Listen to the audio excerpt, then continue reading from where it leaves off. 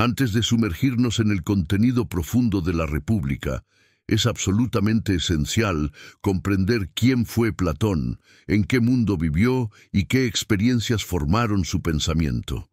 Porque la República no es simplemente un tratado abstracto de política, es el resultado de una vida atravesada por el conflicto, la injusticia, la decepción y la búsqueda incansable de la verdad y del orden en medio del caos. Platón nació en el año 427 a.C.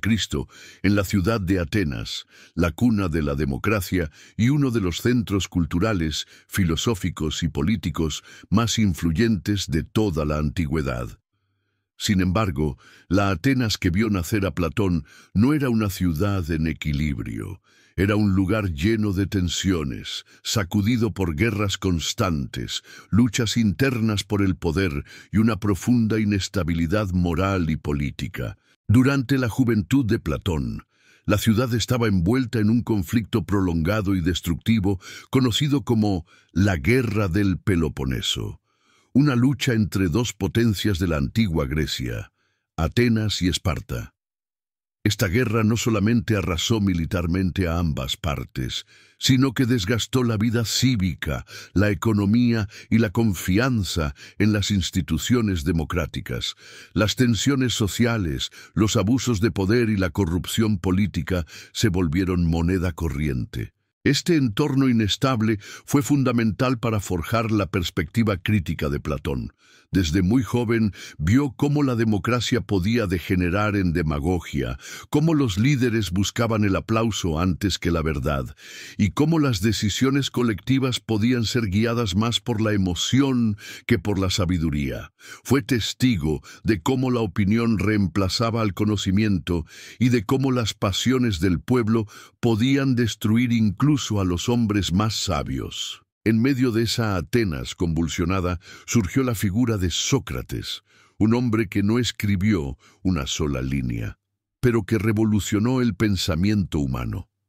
Sócrates no era un político, ni un general, ni un sacerdote. Era un buscador incansable de la verdad que se paseaba por las calles, los mercados y las plazas, interrogando a quienes creían saber. Su método consistía en hacer preguntas simples, aparentemente ingenuas, pero profundamente desestabilizadoras. Platón conoció a Sócrates en su juventud y quedó completamente fascinado. Vio en él algo que no encontraba en los líderes de su tiempo: coherencia, valentía moral, profundidad intelectual y un desprecio absoluto por las apariencias. Sócrates era pobre, feo, mal vestido, y sin embargo tenía un poder extraordinario, el poder de hacer pensar. Este vínculo fue tan intenso que cuando Sócrates fue juzgado y condenado a muerte por corromper a la juventud y no reconocer a los dioses oficiales de la ciudad, Platón quedó profundamente herido. La ejecución de Sócrates, en el año 399 a.C., fue para Platón una señal clara de que el sistema político de su ciudad había fracasado. La democracia que debía proteger la libertad acabó matando a quien más la defendía con su pensamiento crítico.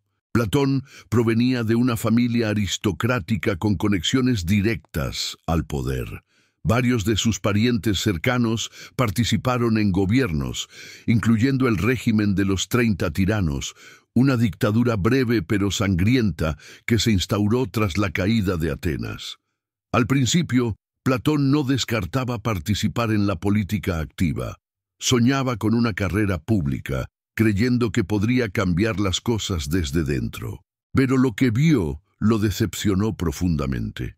Descubrió que el poder corrompe con facilidad, que las decisiones políticas se toman por conveniencia y no por principios, y que los gobernantes, en lugar de guiarse por la razón y el bien común, eran esclavos de sus deseos, de la codicia o del miedo al pueblo. Entonces tomó una decisión radical. Se alejó de la política práctica y se entregó de lleno a la filosofía, no como un escape, sino como un camino alternativo para transformar el mundo. Platón Llegó a la conclusión de que una ciudad justa solamente podría existir si era gobernada por personas que hubieran cultivado su alma, dominado sus pasiones y conocido el verdadero sentido del bien, es decir, por filósofos. Tras la muerte de Sócrates, Platón emprendió varios viajes por el mundo griego, incluyendo Egipto e Italia. En estos recorridos entró en contacto con distintas escuelas de pensamiento, tradiciones religiosas y formas de gobierno. Esta experiencia amplió su visión y le confirmó una sospecha. Las sociedades humanas, en todas partes, sufrían los mismos males: ambición, ignorancia, caos moral y vacío espiritual. Cuando regresó a Atenas, Platón fundó un espacio que cambiaría la historia, la Academia. No era simplemente una escuela, era un lugar donde se formaban almas, no solamente mentes. Allí se enseñaban matemáticas, astronomía, música, gimnasia, lógica y, por supuesto, filosofía. Pero lo central no era acumular conocimientos, sino aprender a pensar bien y a vivir con virtud. La Academia funcionó durante casi 900 años, convirtiéndose en la institución educativa más influyente del mundo antiguo. Platón eligió escribir sus obras en forma de diálogos, donde los personajes conversan, se contradicen, se interrogan y avanzan lentamente hacia la verdad. Esta forma no es decorativa, es un reflejo profundo de su visión filosófica. Para Platón, la verdad no se impone, no se decreta ni se predica. Se descubre a través del pensamiento compartido, del intercambio honesto y del esfuerzo por desmontar nuestras falsas creencias. En la República el protagonista es Sócrates, pero también intervienen otros personajes con ideas muy distintas.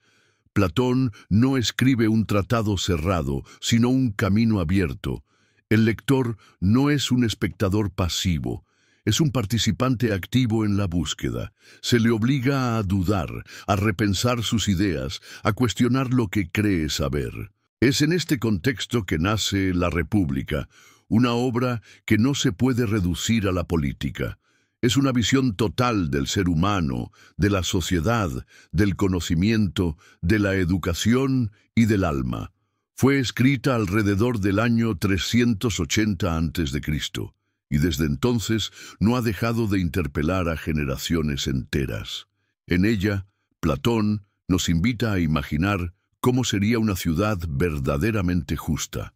Pero para hacerlo, no solo analiza las leyes, los cargos o las instituciones. Va más profundo, nos obliga a mirar dentro del alma humana, porque para Platón la sociedad es un reflejo del estado interior de quienes la componen. Una ciudad justa solo puede construirse con ciudadanos justos, y un ciudadano justo es aquel que ha logrado ordenar su alma, gobernar sus deseos y orientar su vida hacia la verdad y el bien. La República es, en el fondo, un espejo que nos obliga a preguntarnos: ¿somos esclavos de nuestros impulsos o gobernantes de nosotros mismos? ¿Vivimos según la apariencia o según la verdad? ¿Queremos justicia o simplemente comodidad? Platón no da respuestas fáciles. Nos desafía a mirar lo que no queremos ver, a pensar lo que no nos conviene pensar, y a elegir entre la caverna de las sombras y el difícil camino hacia la luz. La República de Platón comienza con una pregunta que, aunque parece sencilla, es tal vez una de las más complejas que puede hacerse cualquier ser humano. ¿Qué es la justicia? Esta no es una pregunta superficial. No se trata simplemente de definir una palabra. Platón, a través de Sócrates, quiere llevarnos a lo más profundo de nuestra vida ética, social y política. Quiere saber qué es vivir bien, qué es actuar con rectitud, y si realmente podemos construir una sociedad justa. El diálogo se inicia en la casa de Céfalo, un anciano respetado. Sócrates le pregunta qué significa para él la justicia.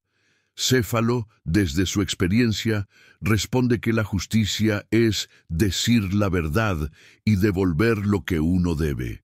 A primera vista suena razonable, pero Sócrates no se conforma. Pregunta, ¿es siempre justo devolver lo que uno debe? ¿Y si alguien te presta un arma y luego enloquece, sería justo devolvérsela? Así, Sócrates muestra que incluso las definiciones que parecen sensatas pueden fallar en casos extremos. Luego interviene Polemarco, el hijo de Céfalo. Él sostiene que la justicia es ayudar a los amigos y dañar a los enemigos. Esta idea refleja el pensamiento común de la época: proteger a los tuyos y castigar a quienes te perjudican. Pero Sócrates vuelve a cuestionar: ¿cómo sabemos quiénes son realmente nuestros amigos? ¿Y es justo hacer daño a alguien, incluso si es tu enemigo? ¿No es preferible corregir antes que dañar? Aquí, Platón empieza a mostrar que la justicia no puede reducirse a lealtades personales o intereses tribales. Entonces aparece Trasímaco, un sofista provocador que lanza una afirmación poderosa: la justicia es lo que conviene al más fuerte. Según él, los gobernantes imponen leyes que los benefician y llaman justicia a lo que les sirve. Para Trasímaco, la justicia es una construcción de poder, una máscara para encubrir la dominación. Lo justo no es lo correcto, sino lo que el poder establece. Sócrates no responde con ira, sino con razón. Le pregunta si un gobernante verdadero puede equivocarse. Trasímaco admite que sí. Entonces, si crea una ley por error, esa ley no lo beneficiaría. Así, Sócrates muestra que un verdadero gobernante no actúa por interés propio, sino por el bien de los gobernados. Como un médico que no cura para enriquecerse, sino para sanar, el buen gobernante no busca su beneficio personal, sino la salud de la ciudad. Lo que Platón quiere mostrar aquí es que la justicia no puede ser simplemente una herramienta del poder, ni una opinión social. Tampoco es una fórmula simple. Es una virtud que debe entenderse en relación con el alma humana y con el orden de la ciudad. Y como resulta difícil verla claramente en el individuo, Sócrates propone un cambio radical de perspectiva: mirar la justicia a escala de una ciudad entera. Es decir, construir una polis desde cero, imaginar su estructura ideal y descubrir cómo se manifiesta allí la justicia. Si podemos ver qué hace justa a una ciudad, entonces tal vez podamos entender qué hace justa a una persona. Este giro es fundamental. No se trata solo de especular, es un experimento mental para pensar el alma humana en grande. Una ciudad no es más que muchas personas organizadas, y si podemos comprender cómo debe organizarse una ciudad para que cada parte cumpla su función, entonces podemos aplicar el mismo principio al alma. Así nace la propuesta central de la República: buscar la justicia no como una definición aislada, sino como un orden armónico tanto en la ciudad como en el individuo.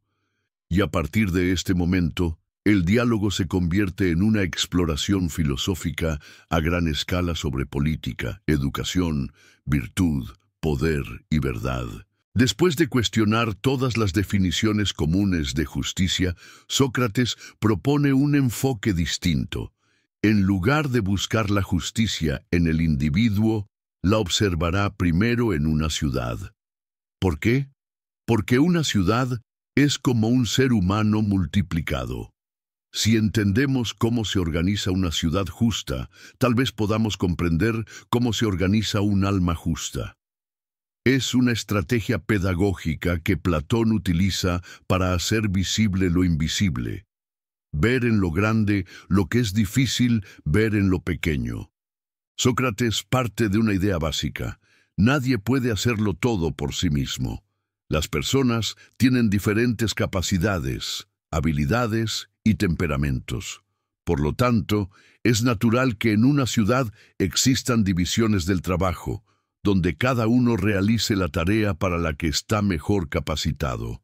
Y es a partir de esta diferencia de naturaleza que Platón construye su modelo de ciudad ideal. Esta ciudad, que Platón llama Callípolis, la ciudad bella, se organiza en tres clases fundamentales. Los productores, que se encargan de todas las tareas materiales, la agricultura, el comercio, la fabricación de objetos, el cuidado de los bienes, son la base económica de la ciudad.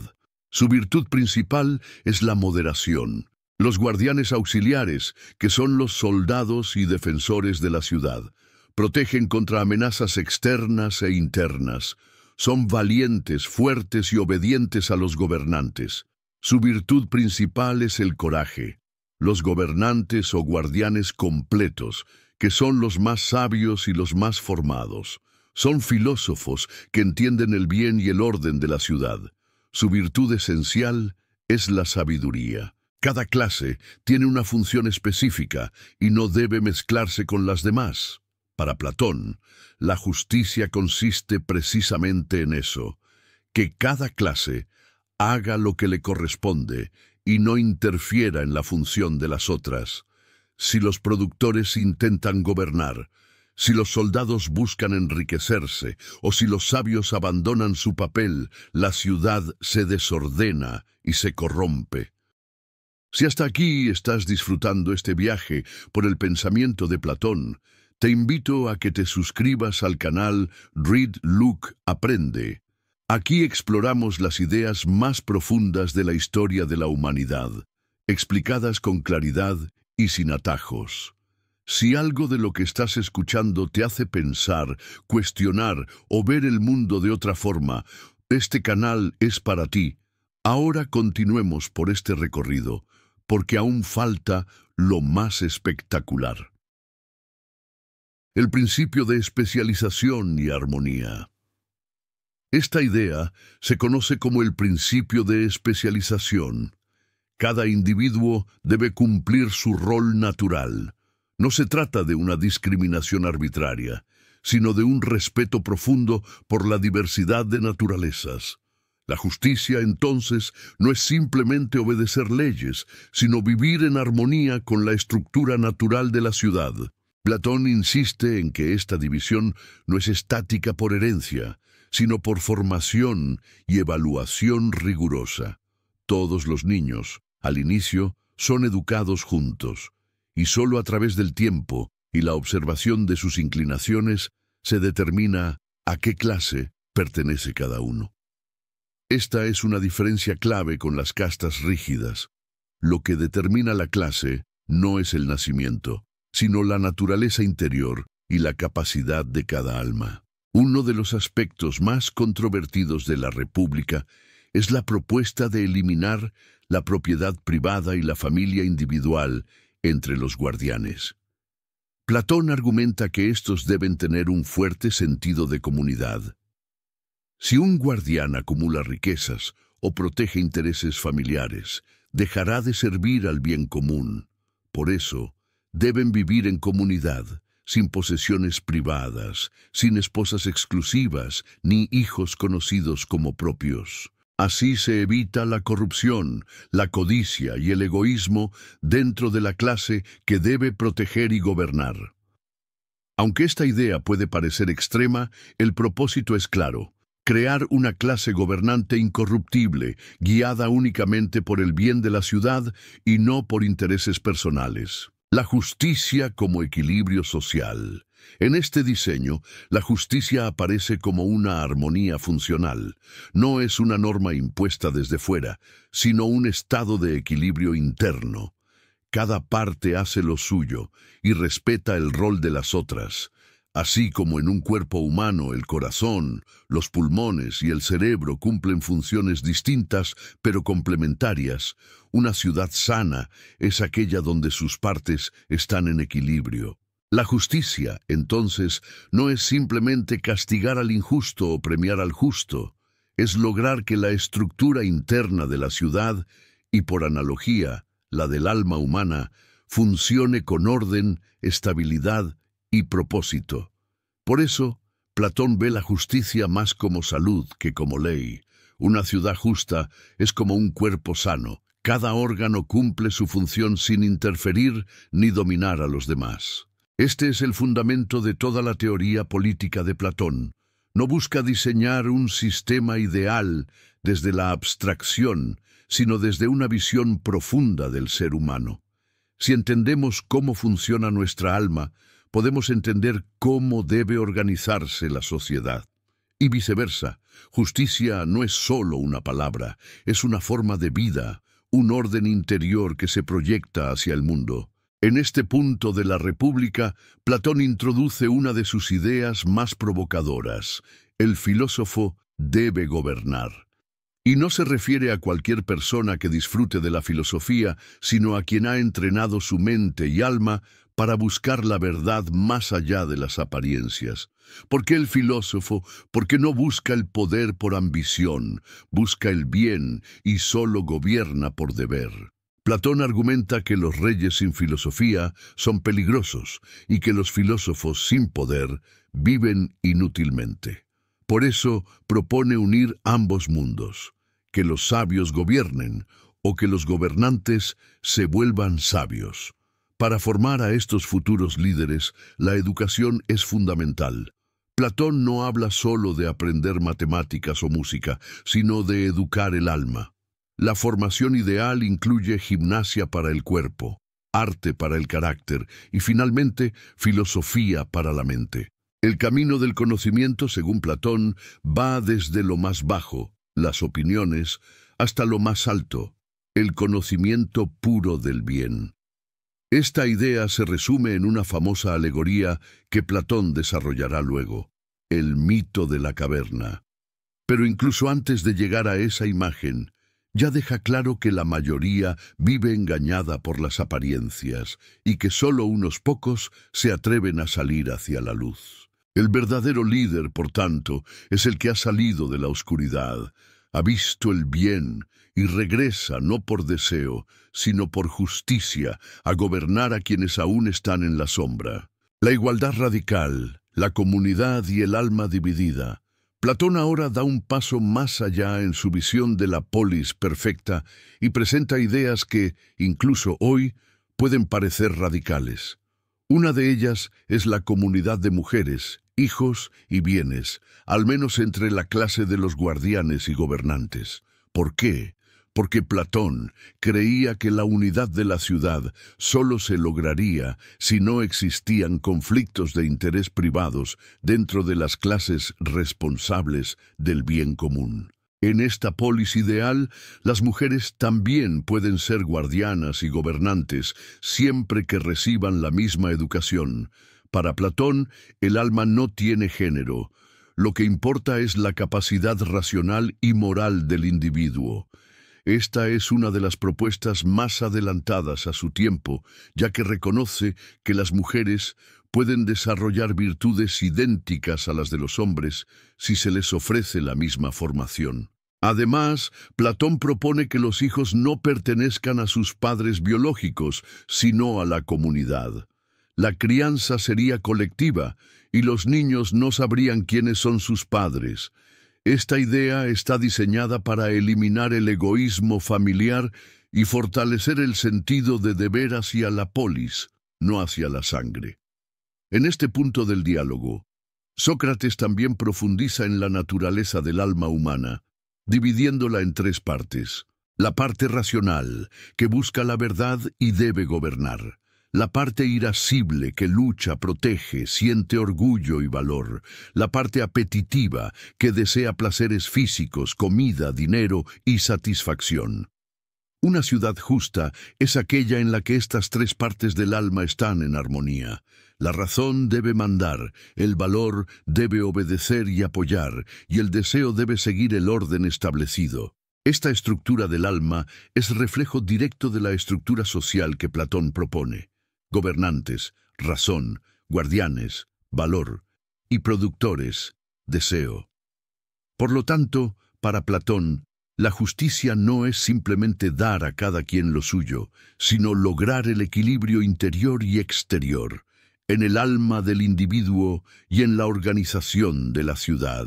El mito del alma, la educación final y la justicia trascendental.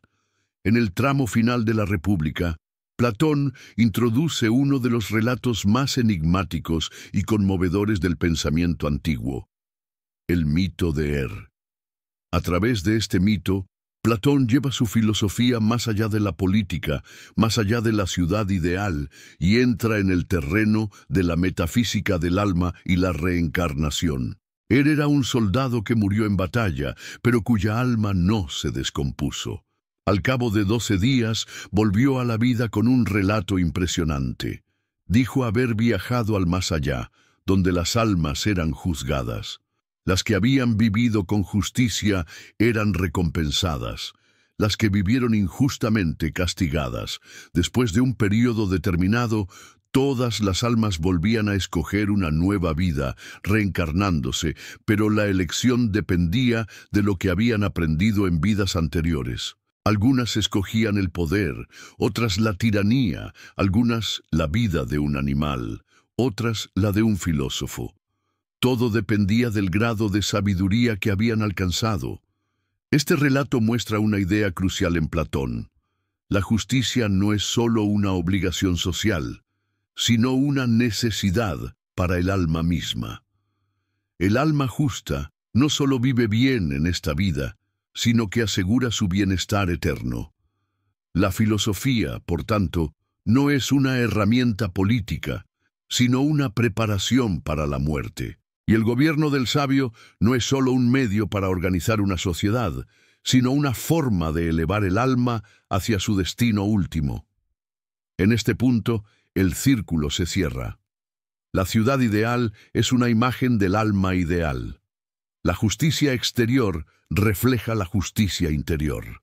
Y la educación no es solo una cuestión de formación técnica o moral, sino una transformación espiritual que orienta el alma hacia lo eterno. Finalmente, Platón deja claro que la filosofía no es un pasatiempo ni una técnica para debatir, sino el camino para liberar el alma de la ignorancia, del deseo sin control, del miedo y de la oscuridad.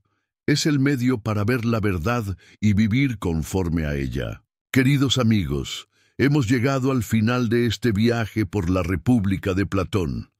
Gracias por acompañarnos y dedicar su tiempo a reflexionar junto a nosotros sobre estas ideas que, aunque nacieron hace siglos, siguen marcando el rumbo de nuestro pensamiento.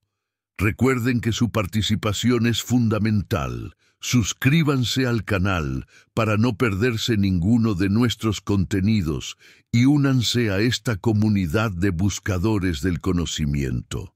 Publicamos nuevos videos 2 o 3 veces por semana, así que siempre habrá algo nuevo para aprender y descubrir. Nos vemos en el próximo capítulo de este camino compartido hacia la sabiduría.